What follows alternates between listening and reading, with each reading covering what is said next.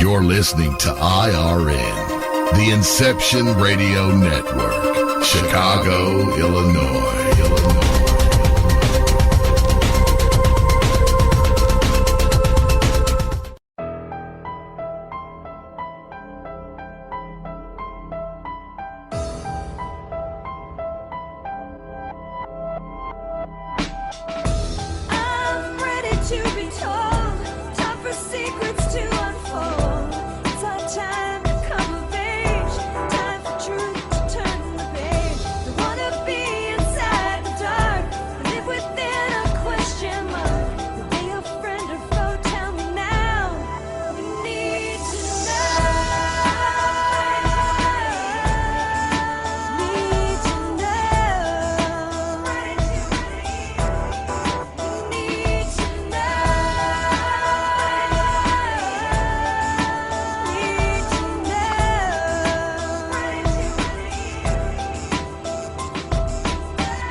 The Extraordinary Phenomenon Investigations Council presents Epic Voyages. Come join us as we enter and experience the great mysteries of the world with tonight's host, Jim Mars.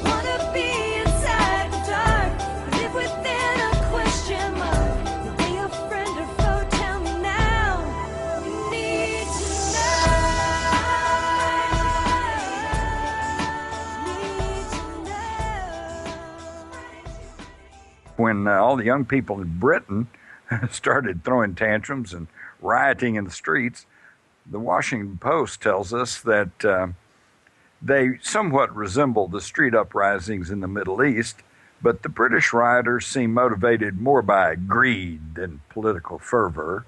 So in other words, they don't have any problems with their political system, it's just greed, okay? Kind of like when our ancestors brought about a revolution to fight off the occupation of this country by British troops. Of course, they were British citizens, so actually it was their own troops, but they held a revolution, and they are still framed as patriots and forefathers and founding fathers of the great American Republic, home of the free, land of the brave. But when we look at people in places like Afghanistan or Iraq, and when they try to throw off the occupying force while they're insurgents or pro-terrorist, isn't it funny how words shift around depending on who's using them and how they want to use them? But we won't go into deep, dark things tonight because I'm sure most of you all are probably interested in the extraordinary and the anomalous. I love that. There's another word that I love, anomaly. Anomaly. Anomaly is, just a kind of a scientific term for WTF, right? What the heck is that? I don't know. It's an anomaly. So when you hear somebody say, well, that's anomalous, then you know, well, they don't know what it is. And that's okay too, because I think all of us occasionally come across things we don't really quite know what it is. But most of us are honest enough to say, what the heck? I don't know what that is. But a scientist, is kind of like a doctor. They can't admit that they don't know everything. So they say, well, that's an anomaly. Oh, okay. Well, I got it. And speaking of anomalies, I'm sure that on this program and many others, some of the questions that will be coming in, we'll be asking about the ubiquitous UFOs, identified flying objects, and we probably need to come up with another term because I can point to the night sky and I can see red and green flashing lights, and I know it's an airplane, but it's dark. I can't see what kind it is, so it's a unidentified flying object. And of course, we all know that a lot of things that are counted as UFOs probably have a mundane explanation: satellites, military test craft, things like that. That's why I really like to go back and look at old UFO incidents. In fact, I live very close to one right now. I'm about 8 miles down the road from a little town called Aurora, Texas. And those of you who don't know about Aurora, Texas, there's even a state historical marker there that says, legend has it that in 1897, a spaceship crashed here and the pilot was buried in the local cemetery. Now, what makes this story really special to me is that 1897, that's six years before the Wright brothers flew. And this was before there was anything man-made in the air. In fact, there had been balloons, but not free-flying balloons. During the war between the states, both sides would run up a balloon on a tether and have a guy up there with some binoculars, and they would try to spot troop movements. So balloons were nothing new, but the first powered airship or balloon flight took place in 1904, the same year as the Wright brothers flew, and it was the California era. So in 1897, there was nothing man-made in the air, and yet this story was covered in the newspapers in both Dallas and Fort Worth, and said a silver cigar-shaped object flying through the countryside struck a windmill at Aurora as it was settling towards Earth, apparently under having some sort of difficulty, exploded, and the pieces went everywhere. And it said the pilot, the Dallas Morning News, which is still in publication, said the pilot, enough of his remains were recovered to show that he was, quote, not an inhabitant of this world, end quote. Now, we'll save Aurora. There's a whole lot we can say about Aurora, but we'll save that for another night. But I simply want to add, for those of you who know about the Aurora story or have heard about it before, that the debunkers, they can't deny that this was covered in the newspaper at the time. They kind of gloss over the fact that it was not only in the Dallas Morning News, but also in the Fort Worth papers, and was also mentioned in some of the other local papers around here that I've dug into. But their main charge seems to be that, well, it was just a hoax story.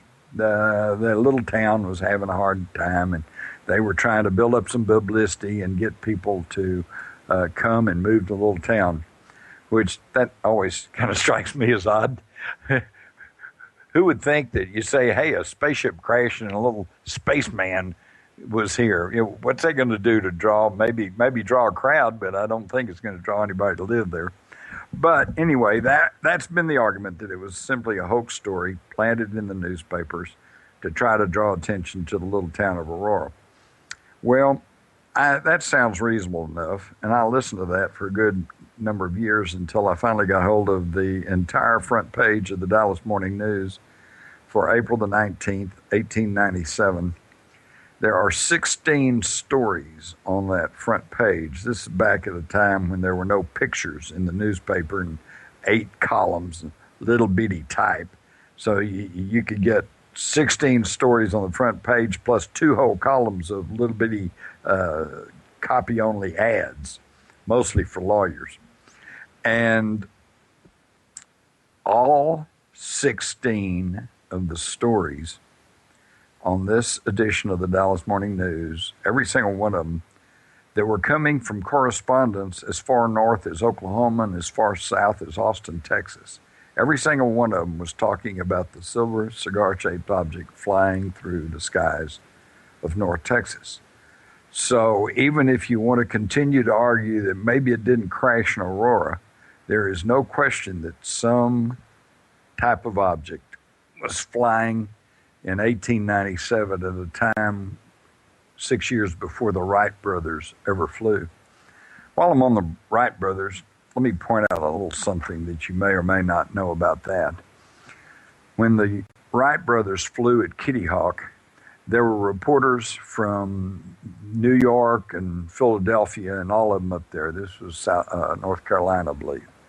And they were all there, and they went back to the New York Times, all the news that fits, your newspaper of record, and they told them the Wright brothers have flown this airplane.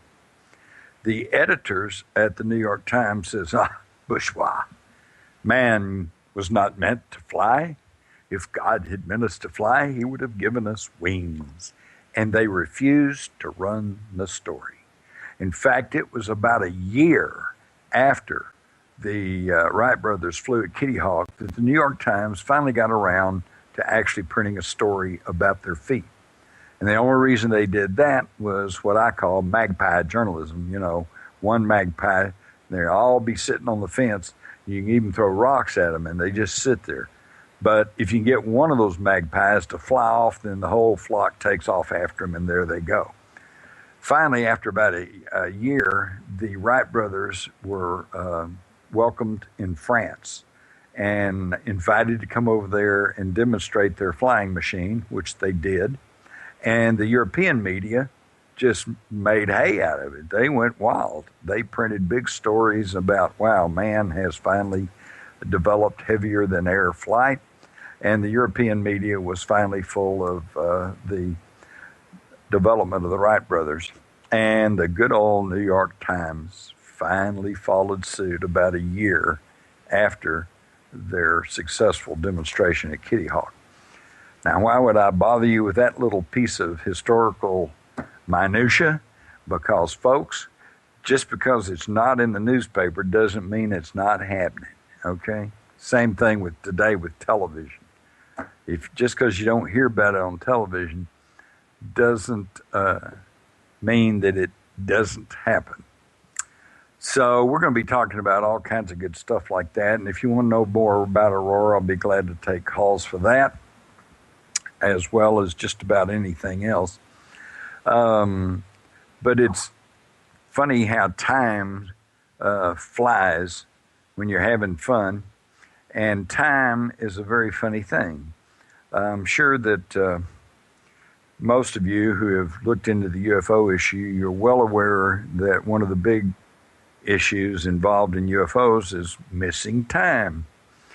The fella says, hey, I saw this UFO at 6 o'clock and I immediately went home, but when I got home it was 7 o'clock and I was only 10 minutes away from home. You know, I'm missing 50 minutes. Missing time. That's a big factor in the UFO genre and in the literature. What does all that mean? Well, what it means is that we're dealing with yet another dimension. When I was in school, we were taught there's only 3 dimensions. And then finally they got talking about time, and they kind of added that as a 4th. And by now, the quantum physicists are saying, well, you know, it could be as many as 12 dimensions. And actually, I think there's probably many more than that, but we just hadn't got around to recognizing them yet or knowing that that's there. But time seems to be one of these dimensions. And so if that's the case, then time is relative. Have you ever noticed when you're having fun, time goes by real fast? Oh, Mom, I don't want to leave now. I'm having fun. But if you're not having a lot of fun, boy, this party's awful boring. Well, then time just drags. So I think that time is obviously relative to the perceiver and possibly even to its context within the dimensions. For example, I think we're all beginning to figure out that UFOs do not use ramjets, okay? They fly around on energy fields, in energy fields, and possibly flying along energy fields and energy lines, sometimes called ley lines, along the Earth. And I think that's then we can see a big clue when in the literature you always hear that when the UFO comes over, the car stops. And yet, how many of you have talked to a witness or heard somebody saw a UFO that said, well, then I put in the key and I turned the ignition on, I started the car again? No. It's when that energy field comes over, then it's not only negating gravity, it's negating time. And those pistons just lock and freeze, and their time basically stands still. And then when the energy field goes away, then you're back into normal time. The pistons go back to banging away, the car's running, and there you go. And it's kind of interesting because I actually got backhanded confirmation of this one night on a talk show when I was talking along these lines. And a fellow called in and says, well, I'm not so sure about that. Says, I drive a truck. And said, me and this other fellow, we saw this UFO. Says, but our trucks didn't stop running. And I said, well, sir, I said, chances are you have a diesel. He said, yep, I do. I said, well, there you go. I said, diesel engines run on compressed gas, but all the other cars run on an electrical system, and it's dependent on the spark plugs and the electricity. So when the energy field comes along, then it freezes up the electricity, everything stops flowing, and the car stops. But for the diesel engine, then that's not dependent on electricity, it's just running off of compressed gas. So it keeps going. Interesting, huh? Okay, well, we're coming up on the half hour. We're going to take a short break here in a few minutes. And let me catch my wind, more wind. Got to fill that bag up. And then we're going to come back, and hopefully we'll have some calls coming in. And the number again is 888-919-2355. And for all you good folks out there on the chat room, and I'm seeing some wild names up there. I'm seeing Aardvark and Uncle Ed and Mozilla One or something, and Jamie and Bump Mush. And man, listen, I'll tell you what, we got some good folks here tonight. So if you've got some questions, be sure to go ahead and type them in. And I've been assured that they have a procedure for getting these messages over this newfangled invention. So at this point, let's take about a 2 or 3 minute break, and then we'll take the calls when we come right back right after this.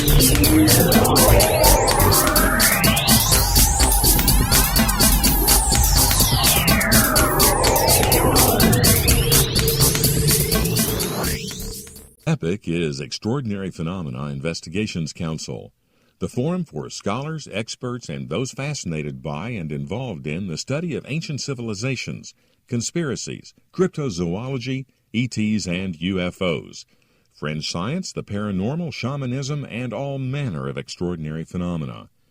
Please join EPIC as we examine the mysteries of the world and beyond on epicvoyagers.com. And for updates on upcoming interactive video presentations, the latest news and discussion on the EPIC Forum, as well as research, investigations, and membership opportunities, plus the EPIC Voyagers program schedule, all on the Inception Radio Network. Thank you for joining us. Howdy, we're back here on EPIC Voyages, and got a great surprise for me anyway. We have already got a caller come in, and it's none other than our own Chase Klotsky. Chase, how are you this evening? I'm great, Jim. How are you? Well, if I was any better, I'd just be delirious. That's awesome. Well, welcome to Inception Radio Network. This is the best place to be. But I have a question. It's actually a two-parter.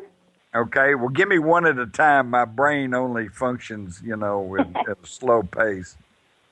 Okay, out of all your research and discovery, and you have a lot, your books cover a plethora of topics and theory and complicated situations, but out of all of them, Jim, was there one point when you had a document or a piece of evidence that you uncovered that really made you kind of sit back in your chair with that, oh my gosh, kind of wow?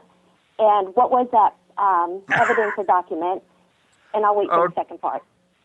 Okay. Are you ready for this? Yes. All right. I've covered Kennedy assassination, government cover-ups, UFOs, alien abductions, all of this weird stuff. But I want to tell you, one of the strangest incidents that I ever had happen to me was back when I was working at the newspaper, and I began to investigate satanic cults. And I was making inquiries. I was starting to do some checking around. I was checking with my police sources. And I think the reason, as I recall, was this was back in the 70s. And I think the reason for this sudden interest was that the cattle mutilations. And and they were claiming that it was the result of a satanic cult or whatever, which I eventually decided is not the case. And I think you know that as well. But I did start digging into satanic cults, and next thing I know, I was getting these odd phone calls, and people would hang up, and then one day I showed up at work, and there was a little doll of me with pins sticking in it, and I accused my fellow newsmen of pulling this gag on me, but nobody ever confessed. And, after a while, after 6 months, a year, you'd think somebody would finally say, yeah, okay, I did that. But nobody ever said that. And I don't know, it was pretty strange. It was like, I think there are some warped individuals out there somewhere. Absolutely. The second part of my question, which is a totally different question, but it comes off the same preference, which is, out of all your research and discovery, what do you most hope is not true, and what do you most hope is true out of all you've uncovered? Oh, man, you're really asking some hard questions here. Well, not hard questions, but... Oh, my gosh. In Nashville, I stood in line for 3 days and couldn't get near you. All your fans were surrounding you. It's like, this was my first chance. I was so happy. I've called like 3 times. Well, and these are great questions, okay? I'll tell you the thing that I hope is not true, but I know it is that our votes do not count anymore, thanks to computer voter fraud. I've studied that, looked at that enough. I can still recall that back in, I think, 2000, even before we had the great crisis over hanging Chad. I remember that. Yeah, I think it was ABC that gave a housewife $12 worth of software, and she was able to hack into a voting machine. Okay? It's that simple. And of course, they have people who can sit back and hack and go in and change up the basic codes. And we haven't got time to go through the list of states that have had voting fraud problems. And I know California and several other states have decertified certain of these machines, and yet they just keep going out and buying more and more and more. And I'm out here in rural Texas, and just up until the last election, we were still using paper ballots, and all of a sudden now we've got the touchstone computer thing. And of course, I talked to the election judge down there, good old boy, and I said, "If you think these things could be hacked?" "Oh, no, they tell us that these things can't be hacked. They're just fine." Yeah, okay, thanks a lot. I sure appreciate that. And I think that's the thing that scares me worst, is that when we don't have a vote, we don't have a democracy. I hope that's not true. I hope that's not true, but I'm afraid it is. And what do you most hope out of your research is absolutely true? I asked this question to Nick Redfern, and he said the aliens that look like Angelina Jolie. Well, I suppose I could handle that. But no, actually, I was thinking along similar lines. I think there is a huge universe out there, and it's an energetic universe. You know, we're all beings of energy, but we don't know that because we're just trapped in these meat sacks, right? And then dragging around. And of course, the people who would like to control this world, they're hard at work trying to make us overweight and undernourished and putting GMOs in our food, spraying chemicals in the air. They're doing everything they can to physically debilitate us. And yet, if we ever understood that the physical body is not really what us, it's our energy. And the correlation that I point out is, Chase, it's like your computer, okay? Your computer's just plastic and cardboard and a little bit of solder, you know, a few wires. So physically, it's not much. But your computer can add, subtract, can actually come up with artificial intelligence, can actually do a lot of neat things. And it's because of the energy that's all those little bits in there that are jumping around. You get a billion of them together, and you've got artificial intelligence, and you've got a computer that really can do something. Well, okay, we're all bits of energy. You're surrounded by an energy field. We know that. I'm surrounded by an energy field. And maybe individually we're not so much, but boy, collectively, you know, we could do miracles. And this is a wonderful planet we live on. I think that's one reason that I think a lot of people from the neighborhood, and maybe even not from the neighborhood, come around here to check us out, because we have a beautiful world, and but we're not doing right by it, as I think you would agree. And if we could ever just get our act together and quit listening to the people who control everything we see and hear, thanks to their ownership over the corporate mass media, I think, and just start operating as at local levels and as in communities, you know, we could turn this whole place into a paradise. In fact, hey, Chase, consider this. The United States of America right now today is still very, very rich in resources. We've still got clean water, except maybe for the Gulf, and we've got lots of coal and oil and gas and minerals, and we got all the resources we need. And we have a reasonably educated workforce. Now, with that in consideration, I ask you, why should we be in financial difficulties? And the answer, you ready? Yes. The answer is because somebody wants it that way. I absolutely agree. There's definitely bigger players pulling the puppet strings, and you know, and it goes back way further than just the last couple of elections. That's for sure. That's for sure. And instead of pointing the finger at them or putting them on trial, we're paying them. Yeah. we're giving them bailouts and stimulus packages. Are we nuts or what? Well, I think, you know, we forgot to ask the questions and hold people accountable, and I believe the word is sheep. You know, turning into you know, where we're just kind of going along and just concerned with some of our own issues, and, you know, if it doesn't affect my pocketbook, you know, if my brother's hungry, whatever, you know. That's true. That's true. Well, you know, in all my years as a journalist, I can't tell you how many times I've heard somebody say, well, we'll let Washington take care of that. Well, folks, they have. And it's not a pretty picture. Jim, thank you so much for taking my questions. I, you know, really enjoy talking to you, and this was awesome. Thank you for doing this tonight. Anything else on your mind tonight, Chase?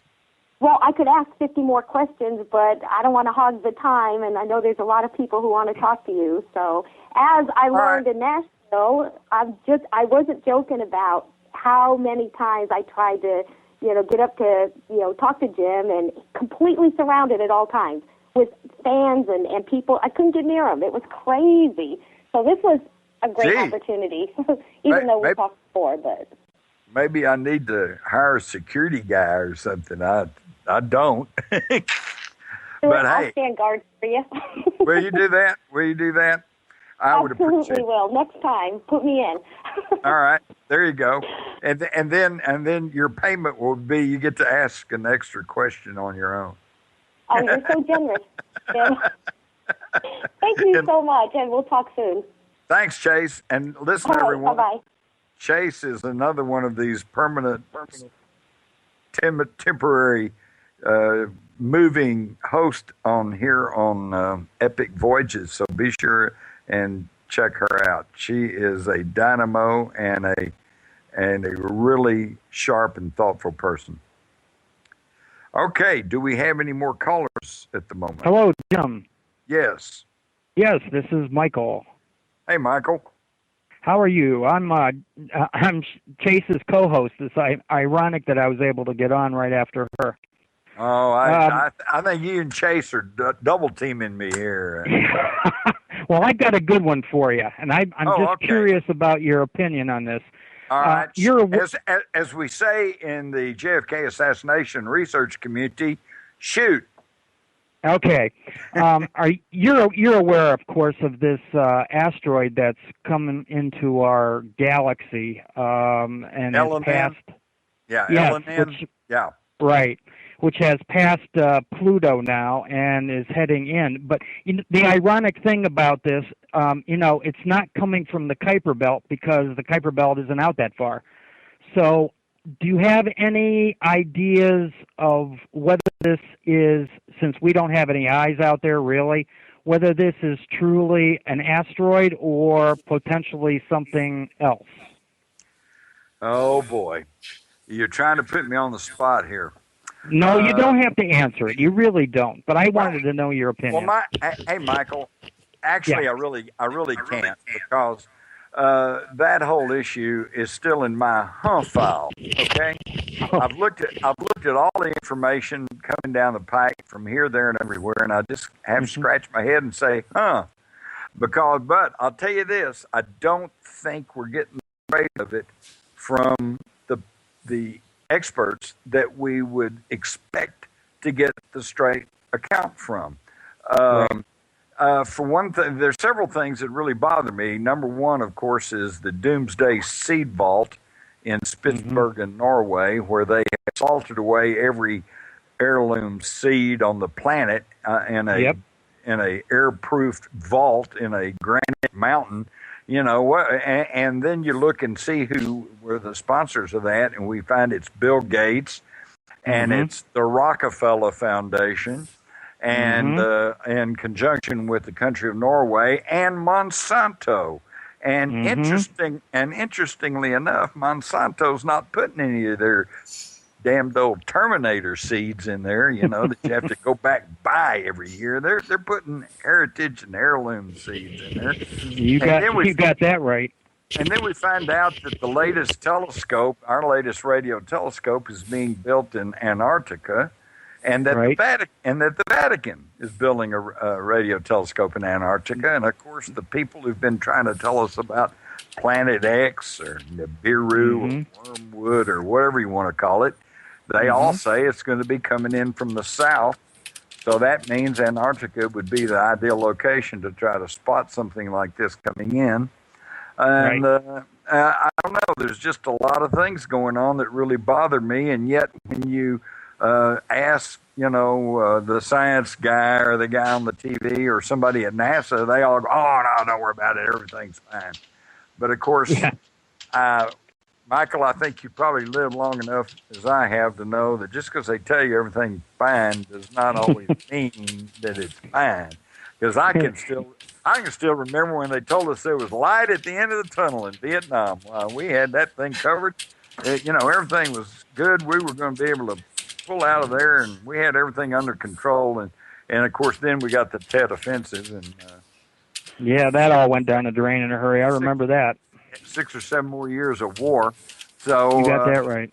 Yeah. Well, the interesting thing, Jim, they're saying that this thing's going to come within 22 million miles. Now that sounds like a lot, but when you consider the sun is 93 million miles away, this thing is going to be huge in the sky, and I think we're supposed to start seeing it like in January, if I'm not mistaken. Maybe before. Well, I think the thing we have to worry about is the mass. And Yeah. that's what I can't seem to get a handle on.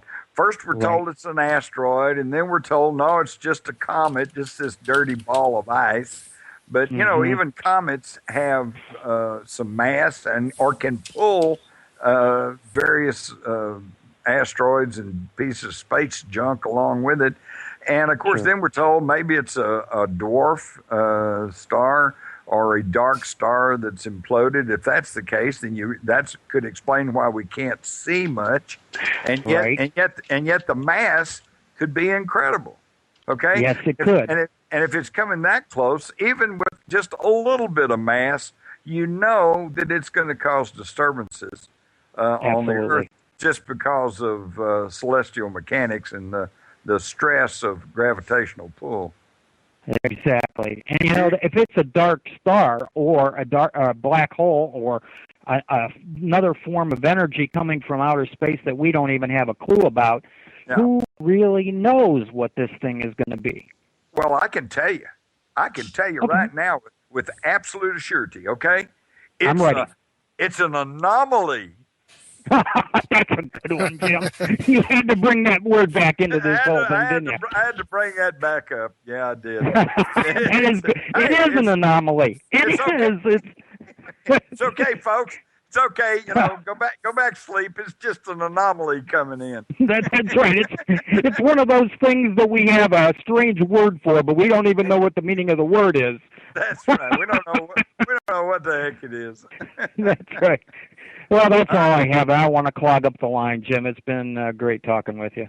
Well, thank you. And it's a good question, and I would advise everybody with half a brain, one eye to keep an eye on this issue because there's something coming in, and unless it really is just some kind of little bitty old comet with a few balls of ice, it could cause some disturbances on this planet. And so I would pay more attention to Elenin than I would who's going to be American's Idol. You got that right. Thanks, Jim. Thank you. You bet. All right. Now, anybody else on the line? Hi, Jim. Hi. Hi, it's Christine Dickey /Wilder, the state director for Arizona. And I just wanted to add a comment to the last topic that you were talking about. And back in 2009, in February, I was taking a lot of photos, going out at night, setting up my Nikon D90 on a tripod, taking photos of stuff out here in Arizona, and I downloaded one of my little chips on the computer, and I was actually taking a picture of something else when there was this little gray object right in the middle of the photo. So I enlarged the object, and lo and behold, it's a rock. It is a big rock. I have a 300 millimeter lens on that thing, so it can shoot way out into space. But So it's it's not a dirty snowball. Oh no, sir! It was actually being followed by 3 objects that were leaving an ionized trail. Whoa! And they were domed objects. So you tell me if those were dirty snowballs. And I sent that photo to National Geographic. I sent it to University of Arizona. I sent it to New Science magazine and a couple of others, and I never heard a peep from anybody. Well, and let's consider this, and Christine, this isn't just to you. This is to everyone that's listening now, and in the chat room. If you came into evidence like you say you have, that there's something really coming in, and if it was something that you think might be a real awakening for the world, either good because, hey, we're here, your space brothers to save you, or we're here to eat you, whatever. No, not at all. But think about it. There is a responsibility on the people who have leadership positions. They don't want to cause chaos and panic among the population. And I'm speaking here with a group of people. You guys have your eyes and ears and your minds open, or you wouldn't be listening in. But think about everybody else. Don't we have an obligation to somehow tell them in a soft, easy way that their world view is fixing to change? Yeah. But the remarkable thing is that these three UFOs were pushing that thing away from us. Well, see, there you go. Maybe it's a good thing. I mean, what is more wonderful than that? Yeah. Yeah. I mean, they're watching out for us. Well, and Christine, I would suspect so, because if you go back, and I'm sure you have, and most of the people who've studied UFOs for years, you know the history. They've been here ever since the big dawn of before we were. History. Before we were. Yeah. Okay. That's right. So if their objective was to take over the planet or kill us or eat us or something, they would have done it long before now. Now, I'm not one of these that thinks that they're our space brothers and sisters and they're going to come pull our iron out of the fire. I think, when you make your bed, you have to lie in it, okay? Exactly. But I don't think they're going to sit around and let us be destroyed, particularly if it's something that we don't have the capability of doing anything about. So what you're telling me is really quite fascinating. They love us still. Yeah. What if they are out there pushing something away from us a little bit so we don't, it's a real thought. That's saying something. It really is. And I'd love to send this photo to you guys if you want it, because it really shows a lot. Well, please do. I'd love to see it. And okay, I have your email, by the way. So there you go. There you go. Send it by email, and send a copy to Ken Cherry too. Oh, I will. Geez, Ken, there's so much I could talk about that. Anyway, I'll let somebody else get on the line. Well, all right. Hang on. I want you to hang on just a minute, Christine. I want to simply reiterate that this is Epic Voyages. This is the radio format for the Epic Voyages, which is and correct me if I'm wrong, Extraordinary Phenomena Investigations Council. I believe that's correct. And we are looking into all kinds of things. And with me right now is Christine Dickey. And Christine, just very, very briefly, before you go, reiterate what you just said for those who may be just joining in or who didn't get to hear that very clearly. Okay, on February 19th, I was out in my backyard taking photos. Actually, I saw an object between two houses, and it was going back and forth, and I didn't know what it was, and I thought, oh, heck, I was going to try out my new camera and take a photo, and I took several. But when I came back in and put them on the computer, there was this anomalous gray object right in the middle of the photo, and there was a bunch of little ones, like a whole cluster. And so I enlarged that, and lo and behold, it is definitely an asteroid. There is no doubt in my mind, and also there's 3 UFOs in this photo showing that they are accompanying this asteroid, and they're probably more than likely to make sure that it doesn't smash into our planet. Well, Christine, what gives you the impression that they were trying to exert some influence on it, trying to push it, pull it, or whatever? Well, obviously they don't want to see us destroyed, or they want to at least keep it away from a populated area.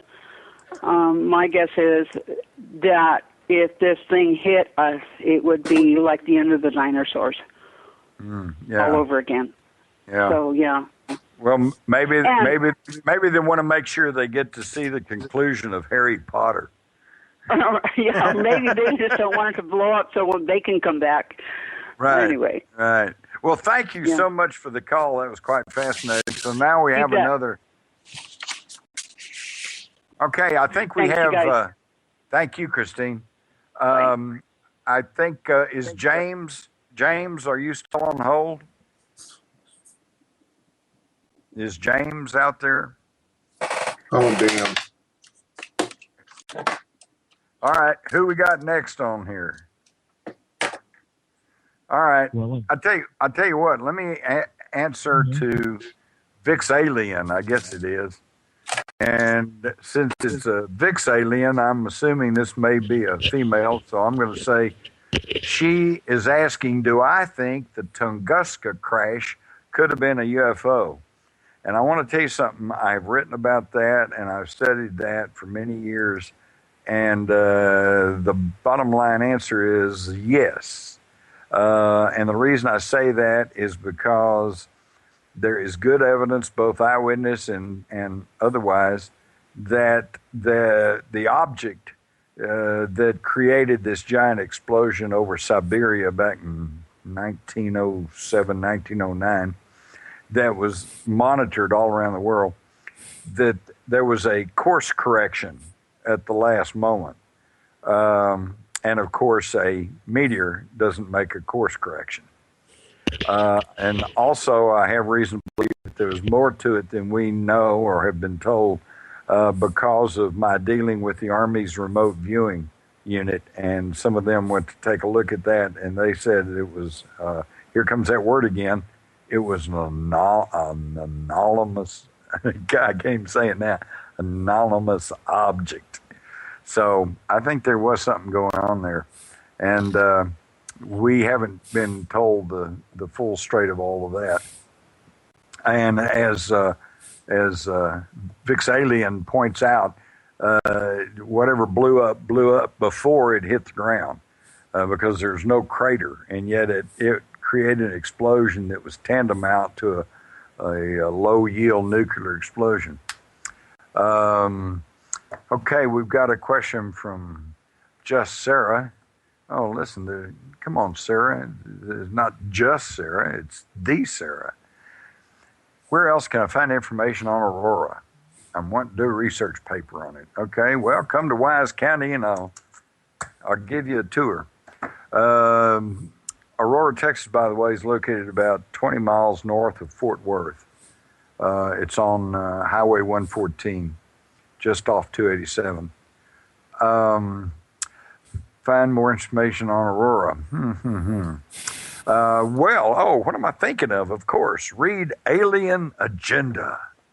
All right, this was published back in the 90s.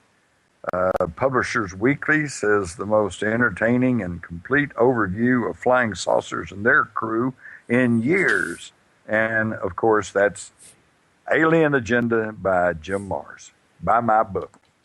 And in there, you will find, I opened the whole thing up with my whole experience as a newspaper reporter dealing with the Aurora spaceship story. That'll give you plenty of good places to start. We have Jamie on the line. Is there Jamie? Yeah, that's me. Oh, hey, Jamie. How's it going? It's going great, and I want to say it's an honor having you here on Inception Radio. I'm one of the owners here and producers. And I had a question for you. Since you're into conspiracy so much, many of us, I would say a great deal of us who explore conspiracy, believe that the government does not run the world. Who do you believe actually calls the big calls? Who do you think is acting as the final say in what goes on in our government? Oh, boy. Well, you know, Jamie, the problem with a question like that is that I've got two ways of answering you. I can give you the 25 words or less, in which case you're going to go, well, you're just nuts. You know, where'd you get that? Or I can background you to the point to where you go, oh, I see how all that fits together. But that would take hours and hours, and you'd probably get bored and hang up and go to sleep before I got finished with that. So that's really a tough one. But let me just say that the people we see in the mass media, presidents, prime ministers, these are just sock puppets, okay? They are people who are allowed to be or put into those positions.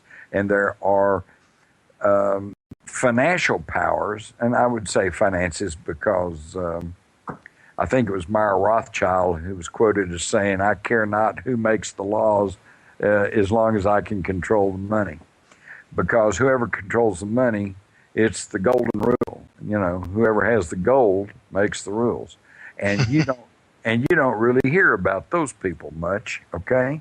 But they have front people. They have the Rothschilds and the Rockefellers and the DuPonts and the Morgans and these families who act as their administrators. And that doesn't mean they're all necessarily bad. They're probably very capable administrators, but they do not make the decisions. Even Lenin, who supposedly was the dictator of communism in Russia, he said, sometimes you turn the wheel, but the car doesn't go that way. So I think he began to realize that there are forces in play on this planet that hold much greater power than we even know about. And if we don't even know about it, then how can we talk about it? And if we can't talk about it, then we can't do anything about it, and that creates a real problem. But Jamie, I think you're thinking in the right direction. And all I can say is just keep studying. Yep, just like the old saying, money talks. So thank you for taking my call. And yep. Well, thank you. Thank you. I appreciate it. I've got a question here online from Bump Mush. Okay. It says, have you ever explored remote viewing yourself? And yes, I have. In fact, that was quite an eye-opener for me, because when I first heard the story about the U.S. Army was using remote viewing to spy on the Soviets and the other potential enemies, I jumped all over that story, not because I thought remote viewing worked, but because I thought, what a waste of government money. This is going to be a great story, because here they are just frittering away the taxpayers' money. But then I found out, after digging into it and after being schooled in it myself and even being tested in it, it really works. And I will tell you about my personal experience the first time I tried remote viewing right after this break. So everybody hold on to your keyboards and hold on to your telephones and hang in there, and we're going to take a short break. When we come back, we're going to continue this view from Mars.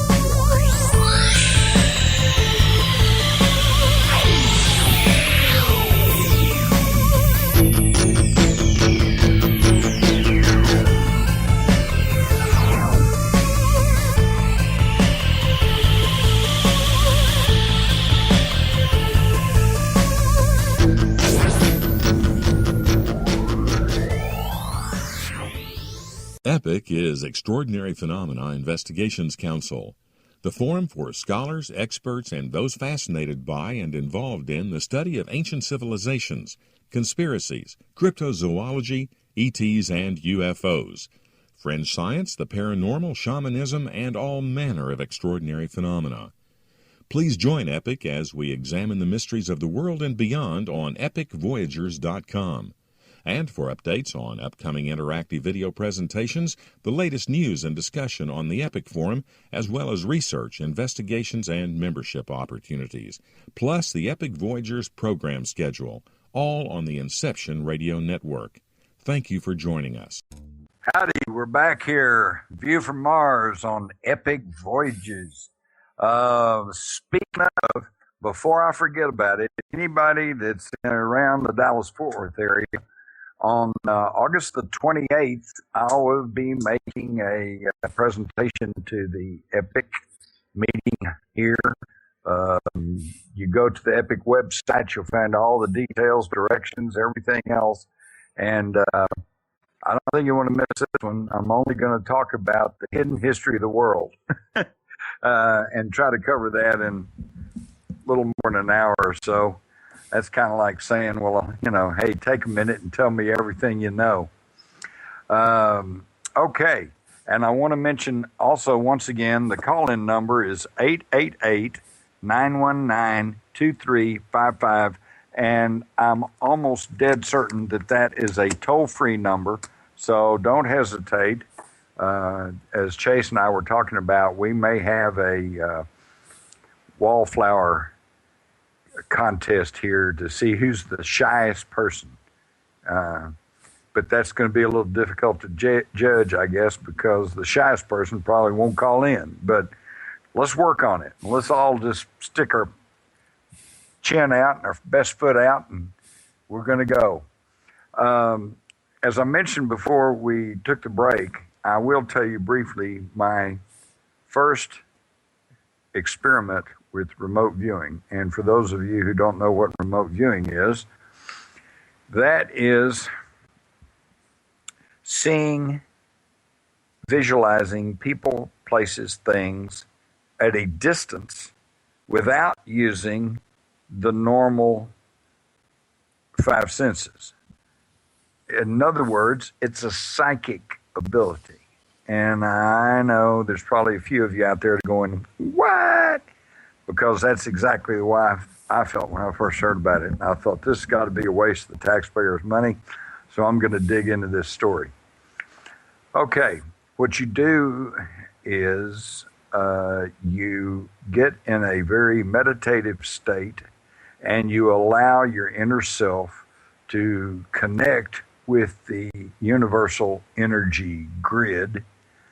And then you can, if you allow yourself to, and if you're sensitive to it, you can pick up the very subtle and slight input that will come. I'm sure that all of y'all at one time or another have had the experience of thinking, hey, I think my mom's going to call. And then a few minutes later, or an hour later, the phone rings and it's your mom. We all have this ability. In fact, that was determined at research that was done at Stanford Research Institute out in California.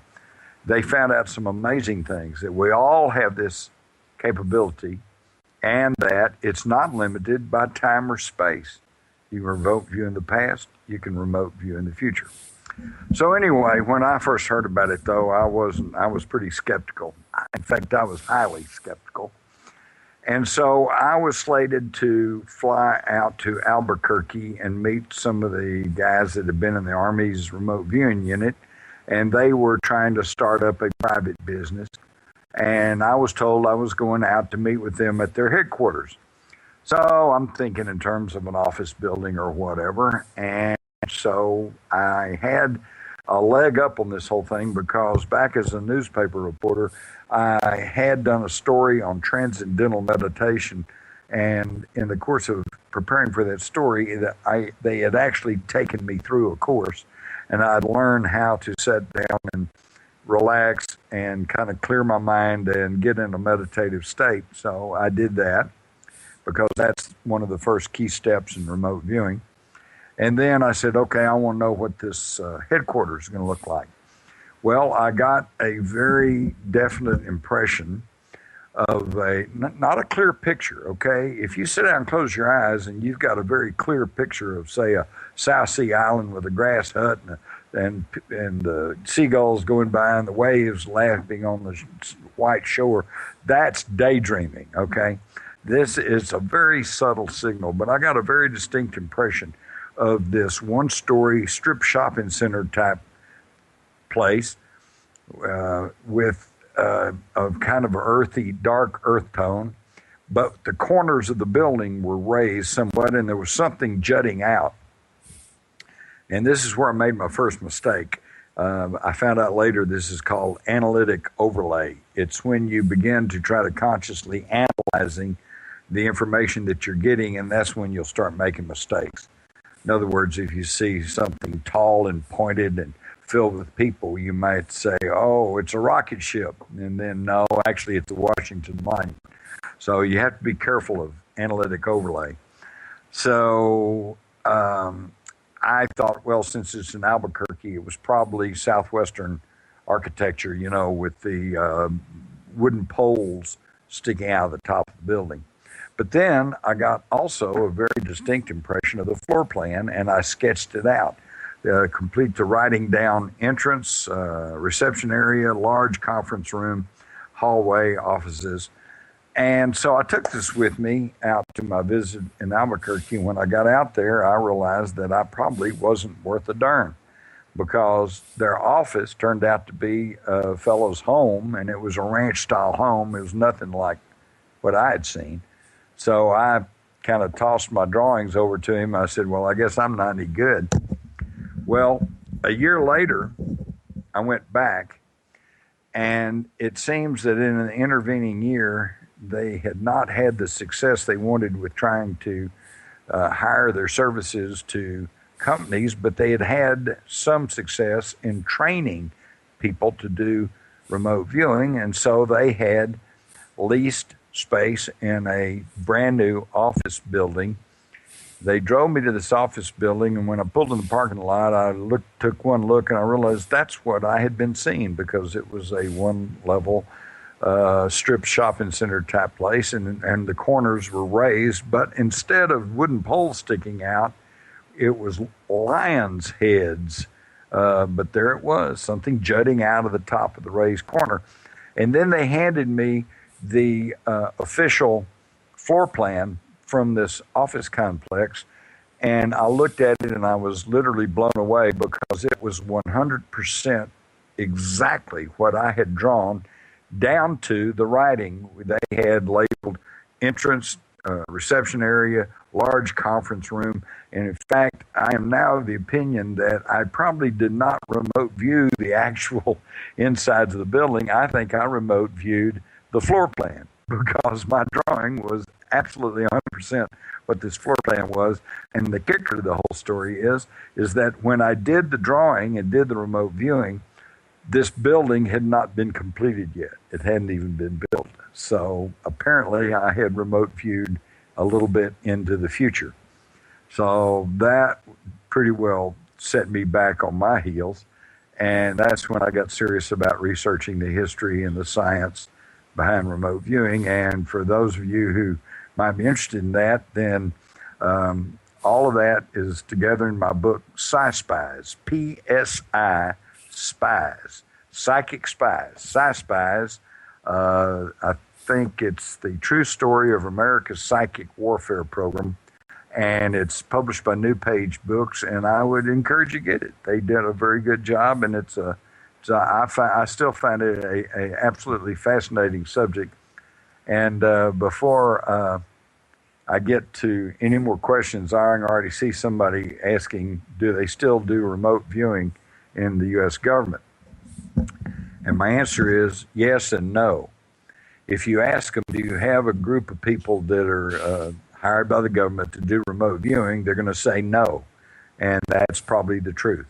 But there are people, remote viewers, who have been trained in remote viewing, who operate within various units within the government. As I understand it, Special Forces, Rangers, the Delta Force, the Navy SEALs, they'll always have a remote viewer along with them, because even if they're not 100%, any unit commander would love to have somebody who can tell him what might be going on over the next hill. So yeah, they're still using it, although they don't like to admit to that. Well, let's see where we are now. The Avenger wants to know what I think about the alleged Jackie O tapes and her implication of LBJ and JFK's elimination. It wasn't elimination, and it wasn't an assassination. It was an execution. And they executed Kennedy for the same reason that we execute criminals, to serve as a deterrent to prevent anyone from following in his footsteps. And what was his footsteps? Well, he was trying to curtail the power of the U.S. corporations. He was trying to curtail the power of the intelligence community. He threatened to splinter the CIA into 1,000 pieces. He was trying to curtail the power of the FBI, and he was trying to curtail the power of the military-industrial complex, and in fact had set us on a course for disengagement in Vietnam. So it was that they had to stop him. And so with the coup of 1963, this country's pretty well gone down the hill. So when Jackie O, what they're talking about here is that when Jackie Onassis passed away, it was actually mentioned in the mainstream mass media that she had left behind either a manuscript or a lot of notes or some writings, but that she said they were not to be made public until after the death of all her children, which tells me, should tell you, that she had a concern over the safety of her family. Does that sound familiar? Let's think back. Wasn't it H. Ross Perot who was starting to make a third-party run for the presidency and had a groundswell of public support? And then all of a sudden he just dropped out. And then when he finally came back around again, he said, I was fearful for the safety of my family. Well, wait a minute. He was a presidential candidate. Doesn't that get him some protection from the FBI and the CIA and the U.S. military? So who was he afraid of? And I submit, them, okay? And Jackie O knew the same thing. So when she implicates LBJ, let's face it, Jackie was in a position to find out what's going on. And if she wasn't, then her soon-to-be husband, Aristotle Onassis, who was an arch enemy of the CIA, he was certainly in a position to find out what was going on. Now, I'm going to tell you flat out, folks, and I'll say it again. LBJ is guilty in the assassination of President John F. Kennedy. Now, can I prove that he ordered it or orchestrated it? No. But what I can prove, and is beyond any reasonable shadow of a doubt, is that Lyndon Baines Johnson took actions that blocked any meaningful investigation of Kennedy's assassination, including destruction of evidence when he destroyed and had the presidential limousine cleaned in Dallas and then shipped to Ford and then stripped down and then rebuilt before there was any forensics investigation done. That's destruction of evidence. That makes him an accessory after the fact under our legal system. And I know in Texas we've executed accessories after the fact in murder cases where the evidence clearly shows they didn't pull the trigger, but they were there, they knew about it, and they did not turn anybody in. In fact, they tried to hide the murder weapon or tried to stall the investigation. And under our legal system, that makes them as guilty as the person that pulls the trigger. So as an accessory after the fact, Lyndon Baines Johnson is guilty. Period. End of story. And we're winding down here, so let's get on here. And I think Jackie O knew this. And so I think that she also knew that there was a lot of political power behind Johnson and that it was dangerous to try to come out and say anything. And so that's why she stipulated that none of her thoughts were to come out until after the death of her children. But I understand Caroline Kennedy has relented and said, well, okay, and they're allowing some of this stuff to come out now. Of course, Johnson and Lady Bird are both dead now. So I guess, once they're dead, then it's okay to talk about it. And this is one of my pet peeves, by the way, folks, is that I'm tired of waiting 50 years to find out what really happened. We're still finding out things that truly happened in World War II that we didn't know at the time or were denied. And of course, here we are just 10 years after 9/11, and we're still being sold a bill of goods about that. I don't want to wait 50 years to find out what happened. I want to find out what happened now so that some action can be taken and so justice can be served.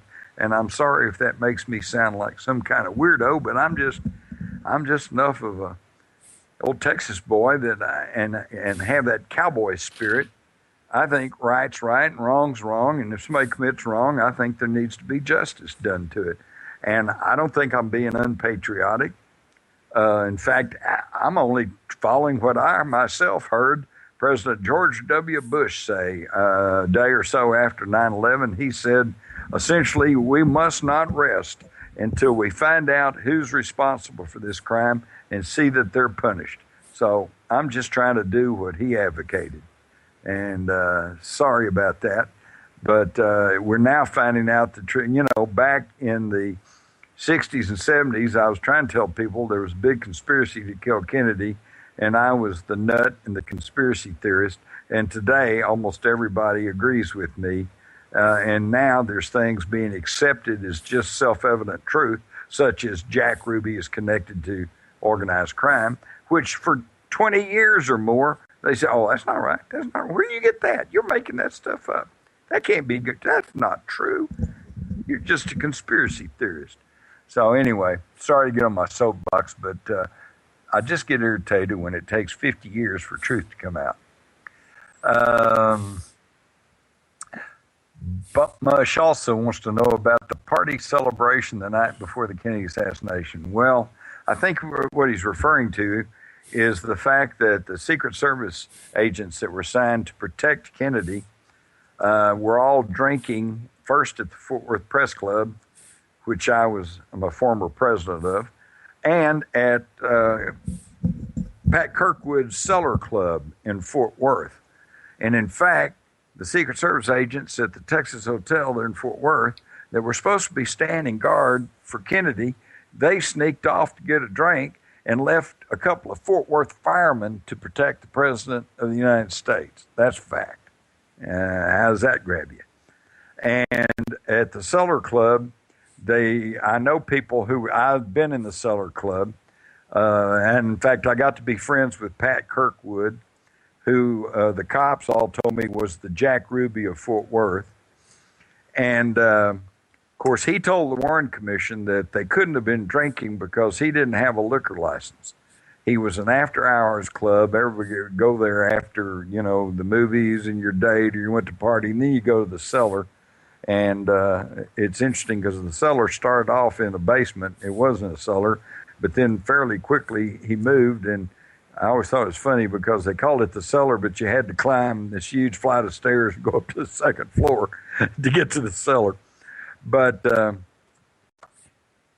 I do know people who were there, news people, and they said that the Secret Service, they were not partying, okay?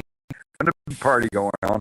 They were sitting over by themselves drinking heavily until like 5 in the morning. And they were drinking because even though Pat Kirkwood and others said, well, they didn't have a liquor license, they couldn't have been drinking, they could and they did because, let me tell you folks, I was a young kid, but I had been working part-time at the Star-Telegram, knew some of the reporters, and I went in there and I got liquor drinks, okay? Because if you were anybody, a cop or a city or county official, then Pat Kirkwood was trying to curry favor with you, you got a mixed drink, and it was a pretty stiff one, too. So once they kicked the Secret Service agents out of the press club because it was after hours, and they were afraid they were going to lose their liquor license, they called up Pat Kirkwood and said, can we send these Secret Service agents over to you? And he said, oh, yeah, send them on over. So he took care of them, and they drank till 5 in the morning. And that's why the next day in Dallas, when the shots started going off, if you'll notice, there was only one Secret Service agent that actually reacted quickly, and that was Clint Hill, who jumped off the follow-up car, rushed up, and jumped on the back of the presidential limousine. Now, you ready for this? Clint Hill was originally not even supposed to be on that protection detail. And he was not assigned to President Kennedy. He was assigned to Jackie Kennedy. And at the last minute, she said, oh, I really like Clint Hill. I want him along. So at the last minute, they included Clint Hill in on the Secret Service protection unit there in Dallas. And he was the only one that reacted when the shots went off. Just another little tidbit of information for all you conspiracy fans. And it looks like that we're about to run out of time here.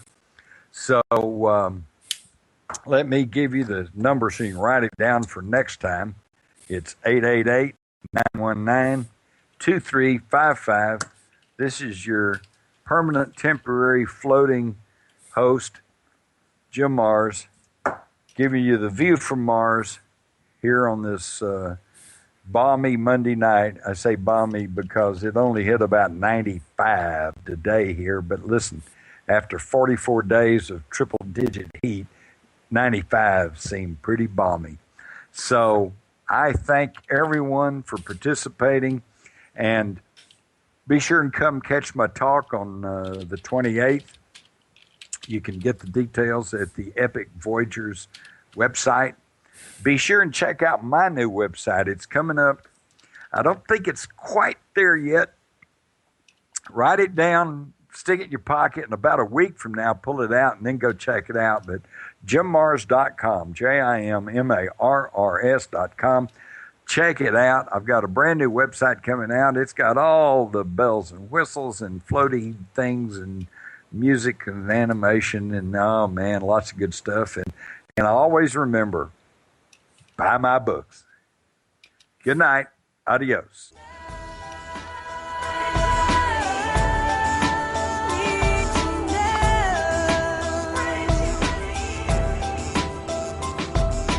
Thank you for being with us tonight.